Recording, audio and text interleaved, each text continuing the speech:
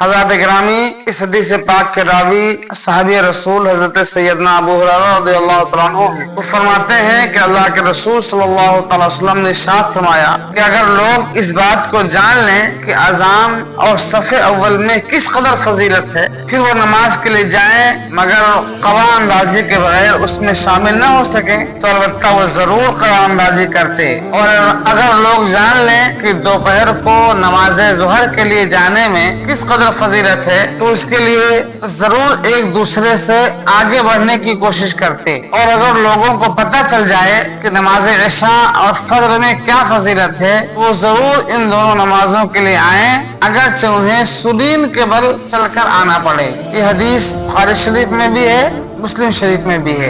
हज़रत गिरामी मफ़हूम हदीस से है कि आका फरमाते हैं कि अगर मेरी उम्मत के लोगों को ये मालूम हो जाए कि अज़ान देने का सवाब कितना है और पहली सफ में नमाज पढ़ने का सवाब कितना है, अगर इसके सवाब को जान जाते और फिर सूरत ये होती कि अज़ान देने और सफ़े अव्वल में बैठने के लिए बगैर गोटी डाले मुमकिन न हो, क़ज़ा अंदाज़ी करनी पड़े, गोटी डालना पड़े, तब पहली सफ में बैठने को मिले और अज़ान देने को मिले। अगर ये सूरत होती तो आका फरमाते तब भी लोग क़ज़ा अंदाज़ी करते, यानी गोटी डालते और फिर अज़ान देते और सफ़े अव्वल में बैठने की कोशिश करते। और दोपहर के वक्त ज़ोहर की नमाज पढ़ने के लिए मस्जिद जाने में कितना अजीम सवाब है, अगर लोगों को मालूम हो जाता तो लोग ज़ोहर की नमाज पढ़ने के लिए जाने में एक दूसरे से सबकत करने की कोशिश करते, यानी एक दूसरे से आगे बढ़ने की कोशिश करते कि मैं पहले पहुंच जाऊं ज़ोहर में, मैं पहले पहुंच जाऊं ज़ोहर में। और अगर लोगों को पता चल जाए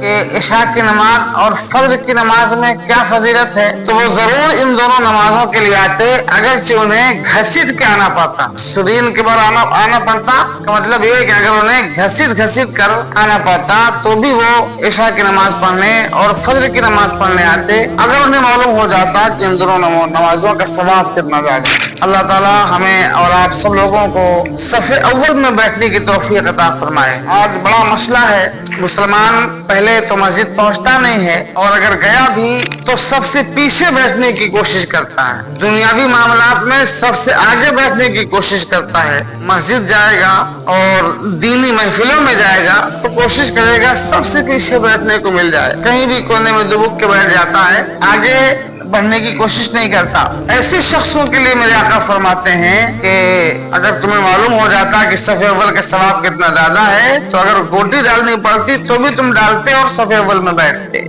इसी अंदाज से अज़ान देने का सवाब भी बहुत ज्यादा है। एक हदीस पाक में आया कि मुअज्जिन जब तक अज़ान देता रहता है तब तक अल्लाह का दस्ते रहमत उसके सर पर रखा रहता है। अल्लाह अकबर कबीरा। ये कितने बड़े शरफ और कितने बड़ी फजीलत की बात है कि अल्लाह का दस्ते कुदरत, अल्लाह का दस्ते रहमत, अल्लाह का रहमत भरा हाथ उस मुअज्जिन के सर पे होता है जितनी देर तक मुअज्जिन अज़ान देता है। तो इसलिए मेरे आका फरमाते हैं कि अगर तुम्हें मालूम हो जाता कि अज़ान देने में और सफ़े अव्वल में कितना सवाब है तो तुम उसके लिए क़रामदाजी करते, गोटी डालते। अल्लाह ताला हमें और आप सब लोगों को मस्जिदों में जल्दी पहुंचकर सफ़े अव्वल में बैठने और मौका मिल जाए तो अज़ान देने की तौफीक अता फरमाए।